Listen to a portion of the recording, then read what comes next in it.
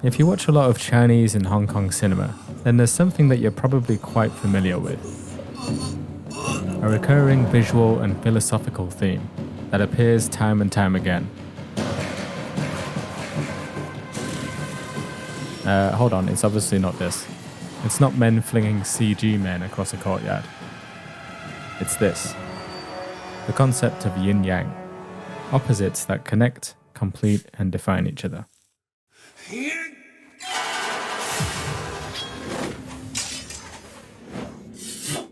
Yin-yang is kind of everywhere.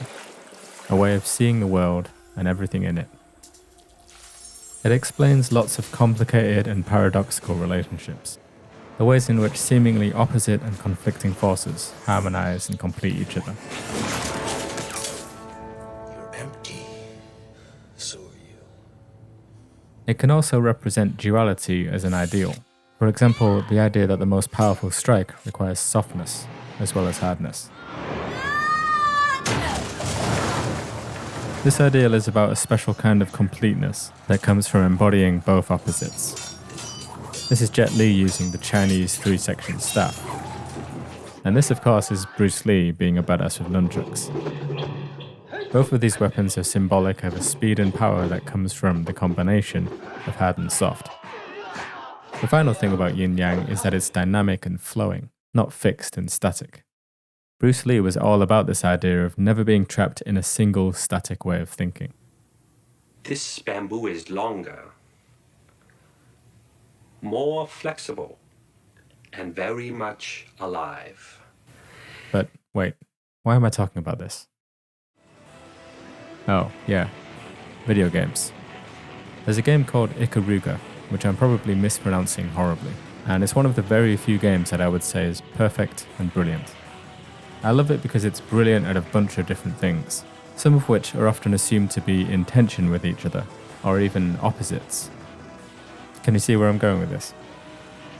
At its heart, it's the most traditional, super Japanese bullet hell shooter that you can imagine. Made by revered Japanese developer Treasure, it began life as an arcade game and it's as difficult as you would expect from the genre. But what makes it special is both the elegance and the allegory of its mechanics. As you might have noticed by now, everything in this game has a polarity. It's either black or white. There are enemies, a ridiculous amount of bullets, and the player's ship. The player's ship is special because it can change between being black and white at will. The player's colour affects two things. Bullets do double damage to enemies of the opposite colour, and also when the player is white, they can absorb white bullets, and vice versa. Every level and situation in this game is a combination of these two forces, and the player has to constantly flow between these states of black and white, attacking and yielding, absorbing and releasing.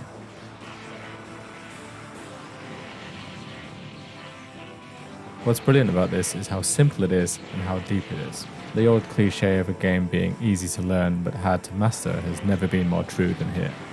And despite the simplicity of the mechanics, the level design is endlessly inventive in showcasing how interesting these mechanics can be, and how different players can express themselves at different levels of understanding. It probably seems like an extremely linear game, because the sequence of the level design is always the same, not to mention that the game is constantly and literally moving upwards in a vertical line all the time. But in practice, it's kind of amazing how many different ways you can play this game, and how differently the game will play out based on your choices. All the gameplay footage you're seeing in this video is like virtuoso level play. Most of it isn't how I would play the game or how I would experience the game, because there's a lot of emergent stuff going on based on how this player is playing, which I don't know how to explain without explaining the difficulty system.